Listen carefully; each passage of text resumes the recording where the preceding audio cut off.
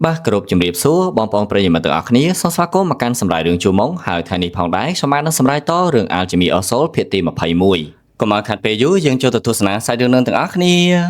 ាក្រោយពេលដែលចាំងអុកគាត់សូត្រកំណាព្យហើយនឹងនិយាយពាក្យថាគាត់នឹកណាក់ស៊ូទៅកាន់ណាក់ស៊ូក៏តបត្រឡប់ទៅវិញចាប់ទុកថាខ្ញុំអត់បានឮពាក្យសម្ដីរបស់លោកទៅចោះចាំងអុកគាត់ក៏និយាយទៅកាន់ណាក់ស៊ូទៀតគាត់បានអានសភៅដែលគ្មានពីណាគេមានសមត្ថភាពអាចអានបានអញ្ចឹងហើយគាត់មានសមត្ថភាពអាចមើលធ្លុះចិត្តរបស់ណាក់ស៊ូហើយគ្រាន់តែបានឮពាក្យសម្ដីរបស់ចាំងអុកភ្លាមណាក់ស៊ូនាងក៏គិតក្នុងចិត្តខ្ញុំចាប់ផ្ដើមស្រឡាញ់គេហើយចាំងអុកគាត់ក៏បន្តទៀតឃើញអត់ខ្ញុំអាចអានចិត្តរបស់នាងបានណាក់ស៊ូនាងក៏តបត្រឡប់ទៅវិញកាលពីមុនលោកដឹងថាខ្ញុំគឺជាបិសាចបដូរវិញ្ញាណដោយសារតែពន្លឺពណ៌ខៀវនៅក្នុងភ្នែករបស់ខ្ញុំហើយឥឡូវហ្នឹងលោកបានចាប់ខ្ញុំបានម្ដងទៀតហើយហ្នឹងហើយពាក្យសម្ដីរបស់ណាក់ស៊ូនៅកន្លែងហ្នឹងគឺនាងបានសារភាពថានាងពិតជាស្រឡាញ់ចាងអុកពិតមែនណាក់ស៊ូក៏បន្តទៀតចាងអុកទទួលបានអ្វីដែលគាត់ចង់បានរួចអស់ហើយតែធ្វើឲ្យនាងមានអារម្មណ៍ថាចាងអុកនឹងលែងត្រូវការនាងនៅពេលណាមួយព្រោះថាអារម្មណ៍ចាងអុកដែលស្រឡាញ់ណាក់ស៊ូហ្នឹងវាកើតឡើងដោយសារតែនាងបានដាក់ថ្នាំពុលឲ្យចាងអុកអញ្ចឹងហើយអារម្មណ៍ចាងអុកដែលស្រឡាញ់នាងមិនមែនជាការប៉ັດនោះទេតាមពិតទៅណាក់ស៊ូគ្រាន់តែនិយាយផ្ដេសផ្ដាសកុំឲ្យចាងអុកសារភាពថាស្រឡាញ់នាងកុំឲ្យនាងពិបាកទទួលយកអញ្ចឹងហើយនៅកន្លែងហ្នឹងបើទោះបីជាណាក់ស៊ូព្យាយាមនិយាយផ្ដេសផ្ដាសក៏ដោយក៏ចាងអុកអត់ជឿពាក្យសម្ដីរបស់នាងដែរចាំងអុកគាត់បានដឹងថាពាក្យសម្ដីរបស់ណាក់ស៊ូគ្រាន់តែជាការកុហកដើម្បីគេចវេះពីគាត់តែប៉ុណ្ណោះបន្តមកសាច់រឿងក៏បានកាត់មកកន្លែងសូយលវិញម្ដងដែលសូយលបានហៅណាក់ស៊ូឲ្យមកជួបគាត់នៅលើស្ពានគឺសូយលគាត់បានយកអីវ៉ាន់របស់ណាក់ស៊ូមកឲ្យណាក់ស៊ូវិញ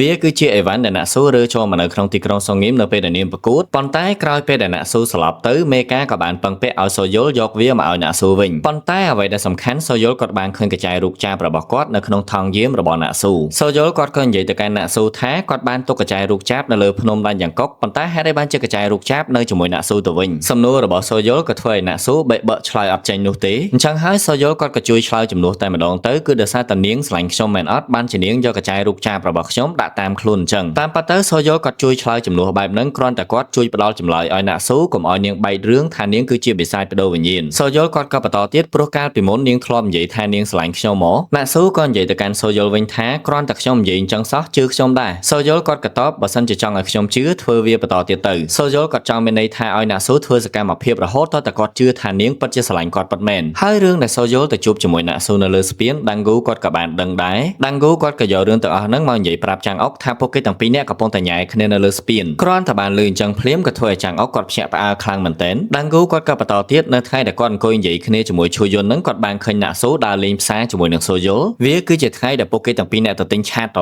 ដាំងហ្គូគាត់ក៏បន្តទៀតថាពួកគេទាំងពីរនាក់ដើរលេងជាមួយគ្នារហូតហ្នឹងហើយនៅពេលដែលចាំងអុកបានឮពាក្យសម្ដីរបស់ដាំងហ្គូហើយក៏ធ្វើឲ្យគាត់កាំងម៉ាស៊ីនតែម្ដងនិយាយអត់ចេញទេបន្តមកចាំងអុកគាត់ក៏មកដេកពិបាកចិត្តនៅក្នុងបន្ទប់តែម្នាក់ឯងតាំងពីដើមមកគាត់តែងតែគិតថាណាក់ស៊ូស្រឡាញ់គាត់តែម្នាក់ប៉ុន្តែក្រោយពេលដែលគាត់បានឮពាក្យសម្ដីរបស់ដាំងហ្គូហើយក៏ធ្វើឲ្យគាត់អត់សប្បាយចិត្តនោះទេចាំងអុកគាត់ក៏ចាប់ផ្ដើមនឹកឃើញនៅថ្ងៃដែលពួកគេទាំងពីរនាក់ឈរក្បែរគ្នាហើយនៅថ្ងៃដែលណាក់ស៊ូស្វឹងគឺនាងបានដេកសម្លឹងមើលមុខសូយលចាំងអុកគាត់ក៏ចាប់ផ្ដើមគិតបន្តទៀតអញ្ចឹងតើបានជាពេលដែលគាត់និយាយថាគាត់នឹកណាក់ស៊ូបែរជានិយាយមកកាន់គាត់វិញថាតាមពិតទៅគាត់ត្រូវថ្នាំពុលទេក្រោយពេលដែលគិតរួចហើយចាំងអុកគាត់ក៏និយាយតែម្នាក់ឯងតាមពិតទៅនាងអត់ស្រឡាញ់ខ្ញុំទេអញ្ចឹងតើបានជានាងបដិសេធរហូតនៅកន្លែងហ្នឹងចាំងអុកគាត់ចង់យំផងគាត់ញញឹមផងឡើងចង់ខ្លាចទៅជាមនុស្សឈួតឯហ្នឹងហើយគាត់ក៏និយាយតែម្នាក់ឯងទៀតថាចាំតិចទៀតទៅផឹកថ្នាំកដោឲ្យពុលងាប់តែម្ដងទៅក្រោយពេលដែលចាំងអុកគាត់និយាយតែម្នាក់ឯងដូចជាមនុស្សឈួតហើយគាត់ក៏ដេកត្រឡប់ទៅវិញពិបាកចិត្តបន្តទៀតចាំងអុកគាត់ពិបាកចិត្តស្របពេលដែលសូយលហើយនឹងណាក់ស៊ូកំពុងតែឈរនិយាយគ្នានៅលើស្ពានណាក់ស៊ូក៏និយាយទៅកាន់សូយលថាខ្ញុំពិតជាស្រឡាញ់លោកពិតមែនណាមូលហេតុដែលណាក់ស៊ូនិយាយអញ្ចឹងគឺដើម្បីកុំឲ្យសូយលដឹងថានាងគឺជាណាក់ស៊ូទាំងតែធៀបពិតទៅសូយលគាត់បានដឹងថានាងគឺជាណាក់ស៊ូតាំងពីយូរណាស់មកហើយសូយលគាត់ក៏និយាយទៅកាន់ណាក់ស៊ូវិញកញ្ចែហ្នឹងគឺជាកញ្ចែដែលគាត់ធ្លាប់ឲ្យទៅមិត្តភ័ក្តិរបស់គាត់ហើយគាត់ក៏ចង់សារភាពប្រាប់មិត្តភ័ក្តិរបស់គាត់ថាគាត់ស្រឡាញ់នាងដែរប៉ុន្តែគួរឲ្យស្ដាយនៅពេលនោះគាត់គ្មានឱកាសដើម្បីសារភាពប្រាប់នាងនោះទេហើយពេលដែលគាត់ចង់និយាយគឺខ្ញុំពិតជាស្រឡាញ់នាងខ្លាំងណាស់ហ្នឹងហើយវាគឺជាលើកទី1ឯដែលណាក់ស៊ូបានឮពាក្យសម្ដីហ្នឹងចេញពីមាត់របស់សូយលតាមពិតទៅបើសិនជាណាក់ស៊ូអត់ផ្ដាច់ទំនាក់ទំនងជាមួយសូយលនៅពេលនោះទេសូយលគាត់សារភាពតាំងពីពេលនោះមកប៉ុន្តែបើទោះបីជាឥឡូវសូយលគាត់សារភាពប្រាប់ណាក់ស៊ូក៏យឺតពេលដែរព្រោះថាណាក់ស៊ូកំពុងតែស្រឡាញ់គ្នាជាមួយចាំងអុកសាច់រឿងក៏កាត់មកកន្លែងលីឈួលកំពុងតែញ៉ាំបាយជាមួយហូយំលីឈួលបាននិយាយទៅកាន់ហូយំថាចាំងអុកអាចអានសភៅរបស់លោកគ្រូសូកយ៉ុងបានហើយលីឈួលគាត់ក៏ធ្វើការផ្ដាំផ្ញើឲ្យហូយំយកសភៅហ្នឹងទៅទុកនៅក្នុងផ្ទះគ្រួសារតកូជីនទៅនៅពេលហ្នឹងលីឈួលគាត់ក៏បាននឹកឃើញពាក្យសម្ដីដែលផាជីននិយាយជាមួយគាត់អំពីរឿងដែលចាងកាងបានប្រើប្រាស់មន្តអាគមបដូរវិញ្ញាណកាលពី20ឆ្នាំមុន ហើយដោយសារតែទង្វើរបស់ចាងកាងនឹងហើយទៅធ្វើឲ្យមានវត្តមានរបស់ចាងអុកកើតមកជាមួយនឹងផ្កាយស្ដេចនៅពេលហ្នឹងផាជីនគាត់បានបន្តទៀតថាមិនត្រឹមតែប៉ុណ្្នឹងទេគាត់កំពុងតែសង្ស័យថាត្បូងតកកំពុងតែនៅក្នុងដៃនរណាម្នាក់ដោយសារតែក្រោយពេលដែលចាងកាងគាត់បានប្រើប្រាស់មនោគមបដូរវិញ្ញាណហើយមួយរយៈពេលចុងក្រោយហ្នឹងតែងតែលេចវត្តមានរបស់បិសាចបដូរវិញ្ញាណចំណែកឯអ្នកដែលគាត់សង្ស័យខ្លាំងជាងគេថាមានត្បូងតកនៅក្នុងដៃនោះគឺជាជីនមូមូលហេតុដែលផាជីននិយាយរឿងទាំងអស់ហ្នឹងប្រាប់លីឈួលគឺដោយសារតែគាត់ចង់ឲ្យលីឈួលយកត្បូងតកពីជីនមូត្រឡប់មកវិញសាច់រឿងក៏បានកាត់មកថ្ងៃបន្ទាប់ដែលណាក់ស៊ូអត់ឃើញចាងអុកចេញទៅហាត់វិជ្ជាមេកនោះទេអញ្ចឹងហើយនាងក៏ចូលមកបន្ទប់របស់ចាងអុកស្រាប់តែឃើញចាងអុកកំពុងតែដេកណាក់ស៊ូព្យាយាមហៅចាងអុកម្ដងហើយម្ដងទៀតប៉ុន្តែចាងអុកអត់ឆ្លើយតបជាមួយនាងទេឲ្យឆ្លើយតបមិនបើគាត់កំពុងតែប្រចានរឿងដល់ណាក់ស៊ូទៅជួបជាមួយនឹងសូយុលកាលពីយប់មិញ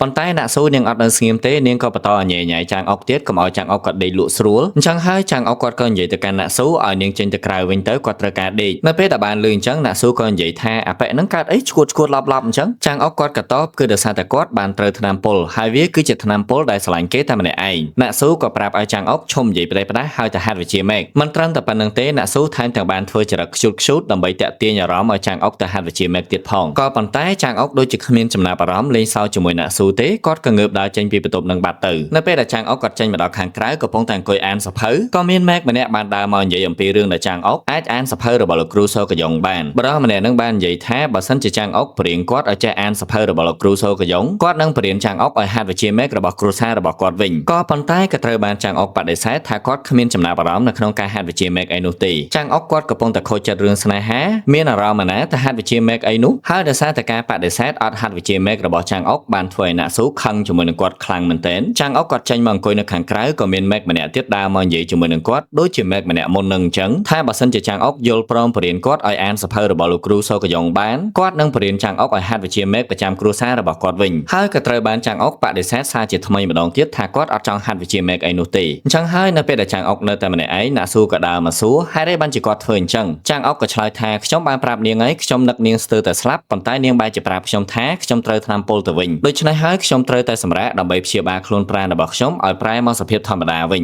ញតាមពិតទៅចាងអុកគាត់ប្រច័ណ្ឌណាក់ស៊ូជាមួយនឹងសូយុលប៉ុន្តែណាក់ស៊ូអត់ទាន់ដឹងរឿងទាំងអស់ហ្នឹងទេដើម្បីចង់ឲ្យចាងអុកហាត់វិជ្ជាមេកណាក់ស៊ូនាងក៏បានមកទូលពិតប្រាប់សាងហូថាចាងអុកគិតតែពីដេកអត់ហាត់វិជ្ជាមេកទេសាងហូក៏និយាយទៅកាន់ណាក់ស៊ូថាមេកនៅក្នុងទីក្រុងសងៀមអ្នកណាគេចង់ហាត់ក៏ហាត់អ្នកណាគេចង់ដេកក៏ដេកតាមតែចិត្តគេព្រោះថាការបង្ខំឲ្យពួកគេហាត់វិជ្ជាមេកវាមិនមែនជាជំរឿសល្អនោះទេសំខាន់កុំឲ្យតែចាងអុកបករឿងនៅក្នុងទីក្រុងសងៀមបើគ្រាន់តែគេចង់ដេកឲ្យគេដេកតាមចិត្តទៅសាច់រឿងក៏កាត់មកកន្លែងផាជីនដែលគាត់មកជួបជាមួយនឹងម្ដាយរបស់ឈូយុននៅផ្ទះគ្រួសារតកូជីនប៉ុន្តែមនុស្សនៅផ្ទះគ្រួសារតកូជីនក៏ប្រាប់ឲ្យផាជីននឹងរងចាំបន្តិចសិនទៅដោយសារតែម្ដាយរបស់ឈូយុននឹងកំពុងតែជួបជាមួយនឹងភ្ញៀវនៅពេលដែលម្នាក់ស្រីនឹងចេញទៅបាត់សាងហូក៏និយាយទៅកាន់ផាជីនថាគាត់បានឃើញមនុស្សរបស់ឈុនបុកវ៉ាន់ចូលមកក្នុងផ្ទះគ្រួសារតកូជីនអញ្ចឹងហើយអ្នកដែលមកជួបជាមួយនឹងម្ដាយរបស់ឈូយុនគ្មានពីណាទេគឺជីនមូនឹងឯងកន្លែងនឹងបានធ្វើឲ្យផាជីនឆ្ងល់ខ្លាំងមែនទែនព្រោះថាម្ដាយរបស់ឈូយុនហើយនឹងជីនមូអត់ត្រូវគ្នាទេហេតុអីបានជាពួកគេទាំងពីរអ្នកជួបគ្នាអញ្ចឹងហើយផាជីនគាត់ក៏បញ្ជាឲ្យសាងហូទៅស៊ើបមើលថាតើអ្នកដែលទៅជួបជាមួយនឹងម្ដាយរបស់ឈូយុនគឺជាជីនមូពិតមែនអត់បានមកផ្លើក្រោយមកម្ដាយរបស់ឈូយុនក៏មកជួបជាមួយនឹងផាជីនហើយមូលហេតុដែលផាជីនគាត់មកជួបជាមួយនឹងម្ដាយរបស់ឈូយុនគឺដើម្បីបកគលសភៅឲ្យទៅគ្រួសារតកូជីនតាមបញ្ជារបស់លីឈួលកន្លែងនឹងផាជីនគាត់ក៏សួរទៅកាន់ម្ដាយរបស់ឈូយុនផងដែរថាតើម្ដាយរបស់ឈូយុនជួបជាមួយនឹងពីណាគេមិញហ្នឹងម្ដាយរបស់ឈូយុនក៏តបថាគឺគាត់ជួបជាមួយនឹងសាច់ញាតិរបស់គាត់ប៉ុន្តែគាត់អត់បានប្រាប់ផាជីនថាតើសាច់ញាតិរបស់គាត់ហ្នឹងគឺជាពីណាគេនោះទេអញ្ចឹងហើយផាជីនគាត់ក៏សួរទៀតថាតើម្ដាយរបស់ឈូយុនបានសម្រេចចិត្តឲ្យឈូយុនជាអ្នកគ្រប់គ្រងគ្រួសារតកូជីនបន្ត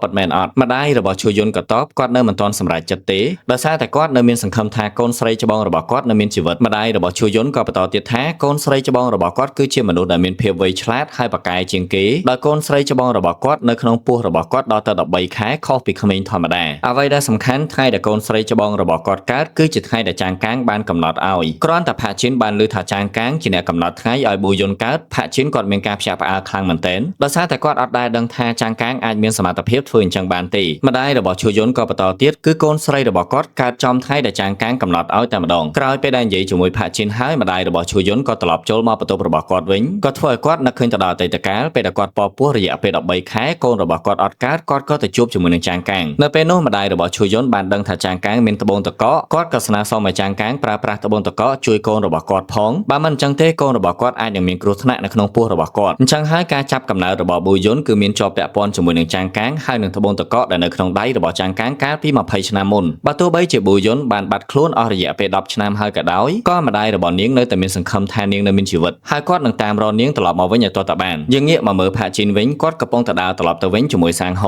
ហូបានប្រាប់ផាជីនថាគាត់ទៅតាមដានមើលអ្នកដែលមកជួបជាមួយនឹងម្ដាយរបស់ឈូយុនគឺជាជីនមូពិតមែនក៏ធ្វើឲ្យផាជីនគាត់ឆ្ងល់ខ្លាំងមែនទែនថាតើម្ដាយរបស់ឈូយុនមានតំណែងជាមួយនឹងជីនមូវិញតាំងពីពេលណាហើយពួកគេទាំងពីរនាក់តាក់ទងគ្នាដើម្បីអីសាងហូក៏បន្តទៀតអ្វីដែលសំខាន់គឺជីនមូបានប្រើប្រាស់ច្រកទ្វារខាងក្រោយដើម្បីមកជួបជាមួយនឹងម្ដាយរបស់ឈូយុនផាជីនក៏និយាយថាពួកគេទាំងពីរនាក់ប្រកាសជាមានអាចកំបាំងអីហើយបានជាពួកគេព្យាយាមលាក់បាំងបែបហ្នឹងសាច់រឿងក៏បានកាត់មកកន្លែងជីនមូវិញដែលគាត់កំពុងតែចូលមកក្នុងបន្ទប់សម្ងាត់សារជាថ្មីម្ដងទៀតគឺជីនមូគាត់បានចាប់នារីពិការភ្នែកចូលមកក្នុងបន្ទប់សម្ងាត់ដើម្បីផ្ទៀងមើលថាតើអ្នកណាគេមានមុខមាត់ដូចជាប៊ូយុនហើយបើសិនជាមានអ្នកណាគេមានមុខមាត់ដូចជាប៊ូយុនគាត់នឹងយកអ្នកនោះប្រឡំធ្វើជាប៊ូយុនតែម្ដងនៅក្នុងចំណោមនារីទាំងអស់មានតែសូអ៊ីម្នាក់តែប៉ុណ្ណោះដែលនាងអត់ពិការភ្នែកបន្ទាប់មកជីនមូគាត់ក៏ឲ្យសូអ៊ីនៅខាងក្នុងចំណែកឯនារីពិការភ្នែកផ្សេងទៀតត្រូវបញ្ជូនចេញទៅក្រៅមូលហេតុអីបានជាជីនមូគាត់ឲ្យសូអ៊ីនៅខាងក្នុងដោយសារតែគាត់បានដឹងថានាងអត់ពិការភ្នែកទេអញ្ចឹងហើយគាត់ត្រូវតែសម្លាប់នាងចោលដើម្បីបំបត្តិផលតាំងនៅពេលហ្នឹងសូអ៊ីបានធ្វើការសុំវល់ទៅកាន់ជីនមូឲ្យជីនមូទុកជីវិតឲ្យនាងទៅចង់ប្រើនាងឲ្យធ្វើអីក៏បានដែរ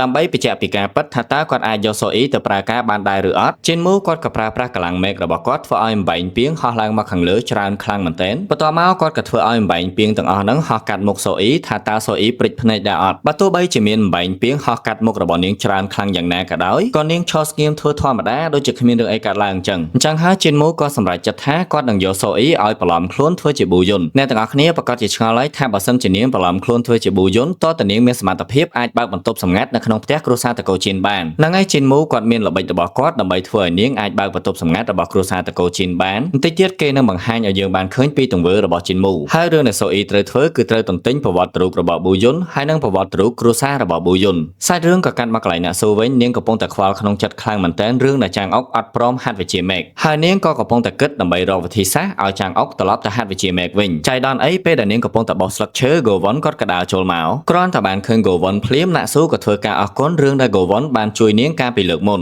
គឺនៅពេលដែលនាងប្រឡងហ្គូវ៉ុនបានបោះប្រយ៉ងឲ្យនាងស្រាប់តែពេលហ្នឹងអ្នកស៊ូក៏នឹកឃើញកំណត់មួយគឺមានតែហ្គូវ៉ុនតែប៉ុណ្ណោះដែលអាចធ្វើឲ្យចាងអុកត្រឡប់ទៅហាត់វិជ្ជាមេឃវិញបានអ្នកស៊ូនាងក៏និយាយថាចាងអុកកំពុងតែប្រឹងប្រែងហាត់វិជ្ជាមេឃខ្លាំងមែនទែននៅក្នុងទីក្រុងសុងងីមដើម្បីចង់ប្រកួតគ្នាជាមួយនឹងហ្គូវ៉ុនម្ដងទៀតហ្គូវ៉ុនគាត់ក៏តបត្រឡប់មកវិញថាបើទោះបីជាចាងអុកប្រឹងប្រែងហាត់យ៉ាងណាក៏ដោយក៏ចាងអុកមិនអាចយកឈ្នះគាត់បានដែរបើសិនជាចាងអុកប្រើប្រាស់សមត្ថភាពផ្ទាល់ខ្លួនរបស់គេមួយវិញទៀតបើសិនជាចាងអុកចង់ប្រកួតជាមួយនឹងគាត់ឲ្យចាងអុកប្រកួតជាមួយនឹងមេឃនៅក្នុងទីក្រុងសុងងីមឲ្យឈ្នះសិនទៅអញ្ចឹងហើយណាស៊ូក៏និយាយត្រឡប់ទៅវិញថាបើសិនជាព្រះអង្គច្បាស់ក្នុងចិត្តបែបហ្នឹងពួកយើងគួរតែធ្វើការភ្នាល់ទៅហើយបើសិនជាហ្គូវ៉ុនឈ្នះនាងនឹងឲ្យរបស់មានតម្លៃនៅជាប់ខ្លួនរបស់នាងឲ្យទៅហ្គូវ៉ុន